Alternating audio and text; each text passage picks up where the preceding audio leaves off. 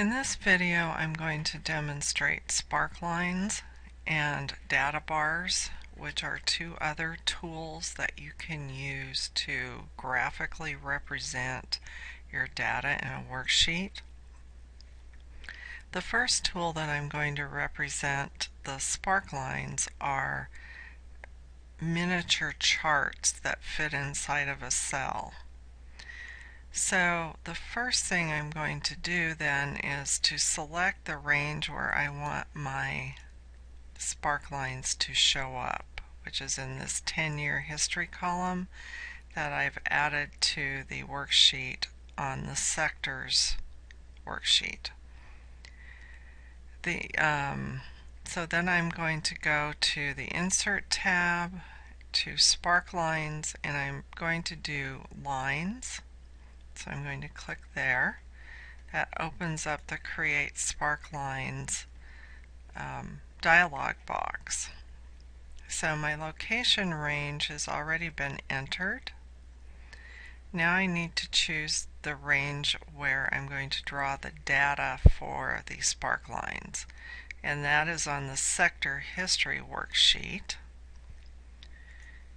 And I'm going to go ahead and select the values in the entire worksheet, so B6 through M45, and I'm going to click OK, and here are my sparklines.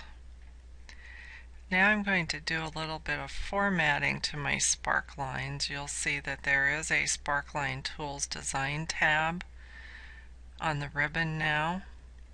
And I'm going to, in the show group, I'm going to show my high points and my low points. And then I'm going to apply a different sparkline style. And you'll see the style gallery here, just like we had for the different charts. So I'm going to apply the Sparkline Style Colorful 2. And my sparklines are complete. And another tool that I can use to visually or graphically demonstrate the data in the workbook is a conditional format called data bars. And what data bars do is they add a bar of color to the cell to indicate how small or how large the value in the cell is.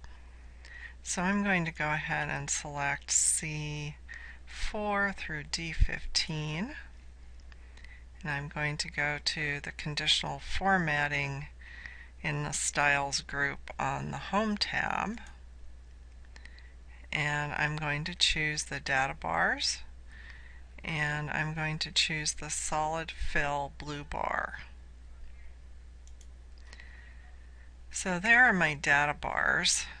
And you'll note that the largest value is the cell is entirely filled with the data bar. And really, we probably don't want the data bar to overlap the values in the cells. So I'm going to edit the conditional formatting rule to change that.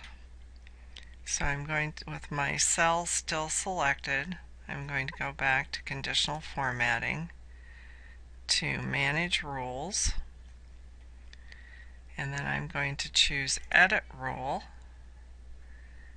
and over here where it says maximum, this is the minimum value and the maximum value, and right now you'll see that it's automatic and it's just based on the value in the cells. So I'm going to click the down arrow under maximum and change that to number. And the maximum that I want as far as the size of the data bars goes is 0.4.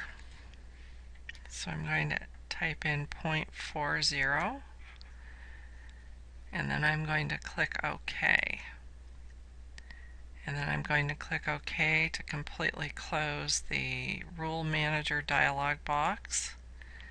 And you'll see that the data bars have now been modified so that they do not overlap the values in these cells. The maximum size that they can be is less than half of the cell.